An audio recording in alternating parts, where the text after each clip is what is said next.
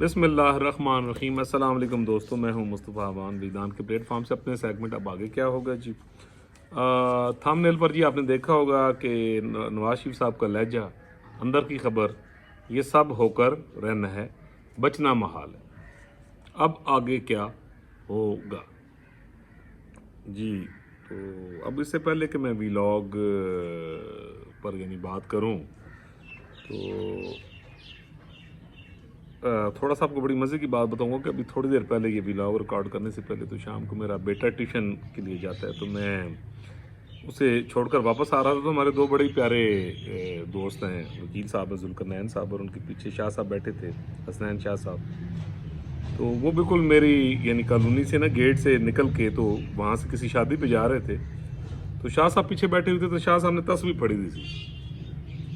तो वो फिर उनके मैं कहा यार तस्बी आला चक्कर है ना सर जी, पहले सानू पाकिस्तान भी लै बैठे है, ऐसे तस्बी ने ऐसा यानी चक्कर घुमाया है, ठीक है जी, कि लोग जड़े ने हूँ किसी की गल सुनने वास्ते तैयार नहीं थे। मैं कहा जी अल्लाह खैर ही करे। तो उस पर खैर उन्होंने बात हंस के टाल दी। तो बस ये एक छोटा सा यानी वाक़या हुआ, तो मैं कहा चलो थोड़े नाल शेयर कर लेगी जी। तो चलें जी, आते हैं वीलॉग की तरफ।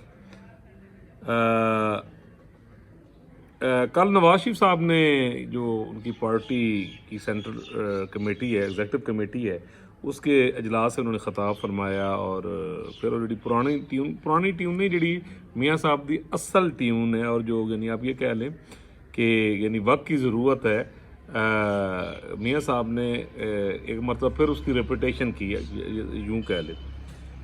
अभी आपने देखा होगा कि मियाँ साहब ने लंदन से आने से पहले जो एक लास्ट मीडिया टॉक की थी, या शायद पार्टी से बात कर रहे थे, तो उसमें उन्होंने सेम इसी तरह की लैंग्वेज की और बड़ा सख्त उनका एक्सेंट था। और फिर शहबाज शरीफ साहब जब यहाँ से गए और जाकर वो मियाँ साहब से मिले, तो यहाँ जो हमारे दोस्त हैं सारे वीलॉग्स भी करते हैं, और ख़ास तौर से लौंडे लपाड़े भी हैं, उन्होंने जनाब रौला पाया कि जनाब ओ जनाब बड़ा काम खराब हो गया है जी, वो जड़ा वन पेज होने लगे सी, वो मियाँ साहब ने काम खराब करते हैं, तो शहबाज साहब उन्हें पैरों ते ही है।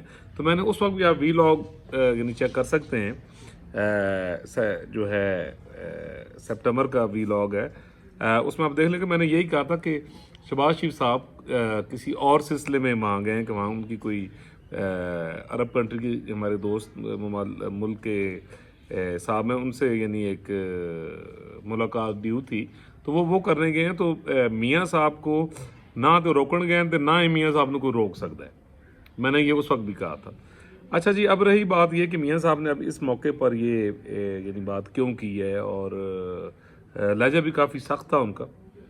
तो मैं अब आपको एक चीज़ बताऊं कि ये आजिज़ जो आपसे यानी इस वक्त मुखातिब है, मैं 2014 से फेसबुक कॉलम, लोकल अखबारों में छोटे छोटे मरासले लिखने, छोटे छोटे कॉलम्स लिखने, तो ये मैं आपको उस वक्त से कह रहा हूँ कि ये जो लोग दस्तूर के साथ खिलवाड़ कर रहे हैं, उस वक्त भी आपको याद होगा कि धरने थे। उससे पहले पीपल्स पार्टी के दौर में वो एक कैनेडियन बाबा जी सन थी कि जी उन्होंने आके वक्त पाया थे सी। तो मैं उस दौर से ये मैं लिख रहा था कि अब ये यानी यूं ये पाकिस्तान के दस्तूरी मुजरिम ये हरकतें करवा रहे हैं, एक वक्त आएगा कि यही चीज़ें इनके गले की हड्डी यानी बनेंगी, और इनका बचाव जो होगा वो बड़ा मुश्किल हो जाएगा। तो फिर धरने शुरू हो गए, इमरान खान साहब के धरने, और वो जो बाबा जी थे वो भी साथ थे, वो जो जिन्होंने कब्रां दी भी खुदाई कराई सी। तो उन दिनों में मैंने ये लिखा था कि अब ये आखिरी धरने हैं यानी एक किस्म के पाकिस्तान की हिस्ट्री के, क्योंकि इसके बाद जो धरने कराने वाले ना वो शिकंजे में आएंगे, ठीक है जी। और आगे चल के मैंने ये कहा था और लिखा था कि भाई अब आगे चलकर जो मुल्क है वो इस तरह नहीं चल सकता जैसे आप पिछले 65-70 साल से यानी जिस तरह एक लाठी से आप हाँक रहे हैं, लोगों को आपने बेवकूफ़ बनाया हुआ है, अब ये काम नहीं चलेगा। और 2019 में 2017 में जब मियाँ साहब वज़ीर आज़म थे, तो मेरे कॉलम्स मौजूद हैं, फेसबुक पेज पर कॉलम्स मौजूद हैं, यानी आप पढ़ सकते हैं। बहुत सारे दोस्त हैं जो वीलॉग्स करते हैं, साफ़ी हज़रात, मैं अक्सर उनके नाम लेता हूँ। उनके वीलॉग्स में मैंने बड़े डिटेल के साथ ये चीज़ बताई थी कि कुदरत आ चुकी है हरकत में, और ये जो पनामा में दस्तूरी मुजरिम और सहूलतकार जो ये कलवाड़ कर रहे हैं, ये पाकिस्तान को तबाही की तरफ लेके जाएगा। और फिर आकर मियाँ नवाज शरीफ और दस्तूरी जो क़यादत है, असल क़यादत है, پولیٹیکلی قومی قیادت ہے اس کو آ کر ملک کو یعنی سنبھالنا پڑے گا.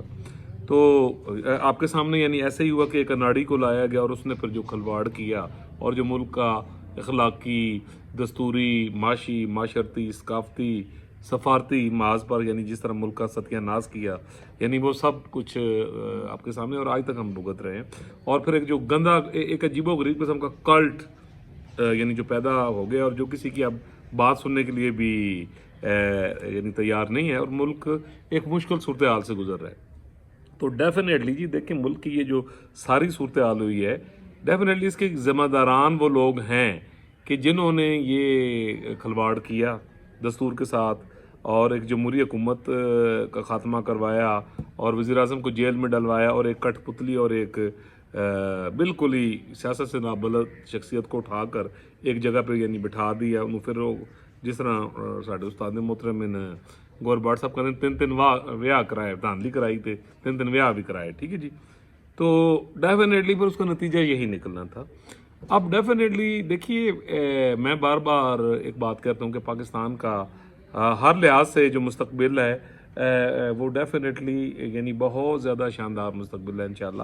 معاشی مشکلات ہیں، یہ معاشی مشکلات دور ہو جائیں گی.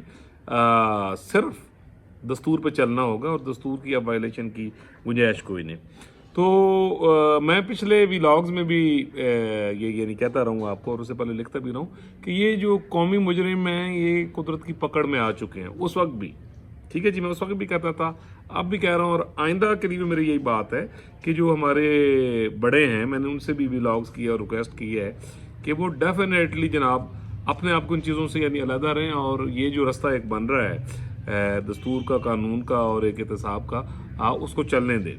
اور اب یہ نہیں رکے گا. اگر اس کو آرٹیفیشل طریقے سے اب روکنے کی کوشش کی گئی تو اس کا ایک بھیانک انجام نکلے گا. جیسے پرویز مشرف نے قانون 2 دفعہ توڑا اور ایک دستوری عدالت نے اس کو سزا دی، اس کے بعد پھر جس طرح کا ریاکشن آیا، پھر جس طرح اس کو یہاں سے پہلے بھگایا گیا. اچھا اس کے بعد آپ نے دیکھا کہ میں نے اس وقت بھی لکھا، میں نے اس وقت بھی بات کی، کہا کہ بھئی یہ ریورس ہوگا اور یہ فیصلہ ہو کر ہی رہے گا. یعنی میرے وجدان میں آیا، جو چیز فیل ہوئی اس وقت بھی بات کی. تو میں یہ سمجھتا ہوں کہ اگر یہ اس وقت یعنی اس طرح کا کھلواڑ نہ کیا جاتا تو میرے خیال میں جو ہے اور اتنا لمبا اس کو نہ کھینچا جاتا میاں صاحب کے دور میں، تو نہ ہی پاناما ہوتا، نہ دستوری مجرم وہ گیم کر سکتے. اگر ایک جرم کرنے والے کو سزا مل جاتی تو یہ آگے سلسلہ نہ ہوتا.